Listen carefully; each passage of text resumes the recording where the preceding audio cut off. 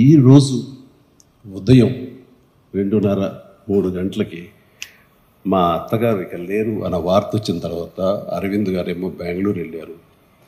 నేను ఒక్కడిని ముందు వెళ్ళినవాడిని. నేను అక్కడికి వెళ్ళిన తర్వాత ఆవిడ డిడ్ నో మోర్.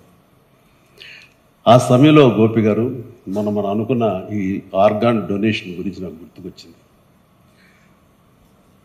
నా సెల్ ఫోన్ గుర్తుకొచ్చిన తర్వాత అంత మిడ్ నైట్ అంటే 2 o'clock 2:30 ఆ ప్రాంతంలో బ్లడ్ బ్యాంక్ ఫోన్ చేసి స్వామినాయుడిని నిద్రలేపి మా బ్యాంక్ వచ్చేసి ఎల్వి ప్రసాద్ హాస్పిటల్ ఎవరైనా టెక్నీషియన్స్ ఉంటారా, నేను ఆవిడ కానీ ఐ డొనేషన్కి నేను మిగతా ప్రిపేర్ చేస్తాను అంటే, సార్ ఈజీ చేయొచ్చు సార్, వాళ్ళు రెడీగా ఉంటారు, స్టాండ్ బై 24/7 అంటే వాళ్ళకి తీసుకురా ముందని చెప్పేసి అరవింద్కి ఫోన్ చేసిన. అరవింద్కి తెలిసి ఎయిర్పోర్ట్కి బయలుదేరాడు.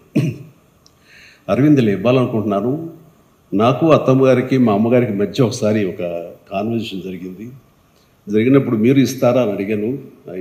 అన్నప్పుడు బాబు కాలి బూడిదైపోయి వస్తాం కదా, అయిపోయే దానికి చచ్చిపోయి ఉంచుకుని ఏం చేస్తాం, అలాగే బాబు నీ ఇష్టం అన్నారు.